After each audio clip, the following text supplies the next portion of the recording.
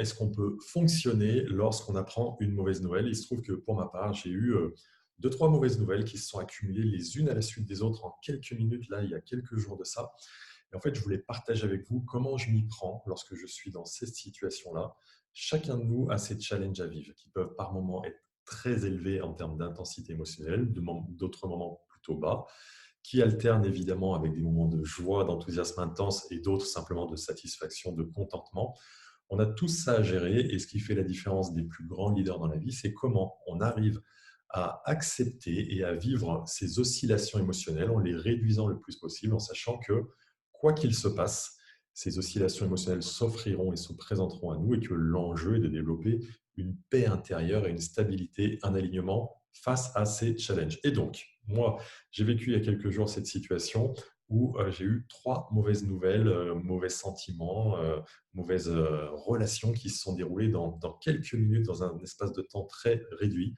Et en tel cas, voilà ce que je fais, parce qu'en fait, je privilégie le fait de mettre en place 6 situations, 6 clés de succès pour pouvoir le faire. La première consiste à engager le corps. Alors moi, comme vous le savez, je suis plutôt sportif, j'ai pratiqué le basket pendant très longtemps, accompagné beaucoup de basketteurs de haut niveau également.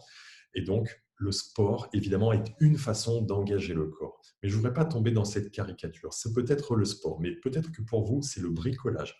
Ce pourrait être également quelque chose d'artistique, du dessin, quelque chose qui va vous demander beaucoup de concentration. En tout cas, première chose, engager le corps, engager le corps, se mettre dans l'action pour arrêter d'être dans cette situation où on va être dans des ruminations excessives. Deuxième clé, remettre les choses en perspective, remettre l'église au cœur du village, c'est-à-dire se remettre en situation de se dire, OK, cet événement ou ces événements ou ces relations qui se sont mal passées, ça représente quoi en fait dans le cadre général de ma vie, au regard du nombre d'années que j'ai vécu jusqu'ici et du nombre d'années que je vais vivre encore jusque-là, c'est remettre les choses en perspective. Un exercice que j'aime beaucoup utiliser pour ça, c'est de me dire, tiens, qu'est-ce qui serait le pire pour moi dans ma vie? Le pire pour moi dans ma vie serait blablabla. Et à quelle intensité, si je devais donner une note de douleur et de difficulté sur 10, cela correspondrait? Ben, ça correspondrait à un 10 sur 10. Et ensuite me dire, OK, maintenant, ce que je suis en train de vivre maintenant, en comparaison de ce pire et de ce 10 sur 10, ça serait combien? Et bien souvent, on s'aperçoit que quand on le remet en perspective de cette façon, la note qu'on se donne est très faible. Ça peut être 2 sur 10, 3 sur 10. Et ça nous aide à remettre en perspective ce qui se joue en nous à ce moment-là. Ensuite, la troisième clé que je vous propose, c'est de se rappeler que cette mauvaise nouvelle, ce mauvais climat, ce mauvais environnement ne nous définit pas. Trop souvent, quand il se passe quelque chose qui est compliqué, on a tendance à surculpabiliser, à s'en prendre à nous-mêmes. Pourquoi je fais ça? Pourquoi ça m'arrive? Qu'est-ce qui se passe en moi? Et en fait, c'est essentiel de ne jamais, dans ces moments-là, mais à d'autres moments également, mélanger, mêler notre identité personnelle, notre identité professionnelle et surtout ce que nous faisons, comment nous interagissons avec qui nous sommes. Nous ne sommes pas ce qui nous arrive et donc c'est se rappeler que cette mauvaise nouvelle, ce mauvais événement ne nous définit pas à proprement parler. Quatrième clé que j'utilise dans ces moments-là, en fait, il s'agit d'objectiver tout ce qui se passe bien dans ma vie. En fait, dans ma vie, et c'est vraiment différent de la seconde qui consistait à remettre en perspective, simplement mettre de l'attention, porter notre attention sur tout ce qui se passe bien. Un élément clé est qu'on ne peut pas avoir deux pensées dans le même temps.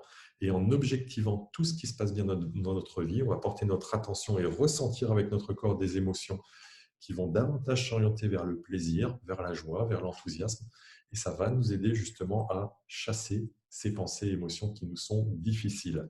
Cinquième clé à utiliser, dans la foulée, quand on a franchi cette quatrième, déployer dans nos relations avec les gens avec qui on va côtoyer dans les instants à venir de la générosité, de l'amour, de la bienveillance. Envoyer des feedbacks positifs, dire merci aux gens avec qui on partage des moments de vie, dire merci à la boulangère si on achète avec le cœur, si on achète notre baguette à ce moment-là, remercier les gens, le serveur au restaurant de faire super bien son service, déployer dans nos relations de la générosité, de l'amour, de la bienveillance. Et ça aussi, ça va nous amener en termes d'énergie à repartir dans une direction qui sera plus profitable. Et puis, la sixième clé que je vous propose, c'est de se mettre en action. Se mettre en action sur autre chose. La première clé consistait à engager le corps. dans le sport, dans le bricolage, dans l'art, dans ce qui vous convient.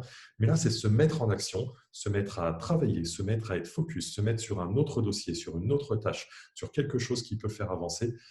Avec l'appui de cette sixième clé, on va véritablement pouvoir tourner la page. Voilà. J'espère que cette vidéo vous aura apporté de la valeur. J'accorde beaucoup d'importance au couplage des pensées et des émotions, au mindset de gagnant qui fait que lorsqu'on vit des situations difficiles, j'en vis comme vous. Il est important de mettre en place ces structurations-là. J'ai pu moi-même éprouver qu'à chaque fois que je le fais, j'en recueille un grand bénéfice et j'arrive plus vite qu'avant à chasser ces difficultés dans mon esprit et du coup dans la réalité par rebond. Parce que ce qu'il faut savoir, c'est que dès lors qu'on change le couplage de nos pensées, de nos émotions par rebond dans la matière, dans les relations, dans ce qui se joue, les bons événements se présentent à nous et les solutions se présentent. Donc, je vous invite vraiment à les mettre en œuvre puisque, comme je vous le disais, pour moi-même, ça fonctionne et pour les personnes que j'accompagne également. N'hésitez pas à m'envoyer un message privé si vous souhaitez voir comment je peux vous accompagner à travailler sur vous pour arriver justement à faire face à vos challenges d'une part, mais également à atteindre vos plus grands objectifs. Je vous dis à très vite.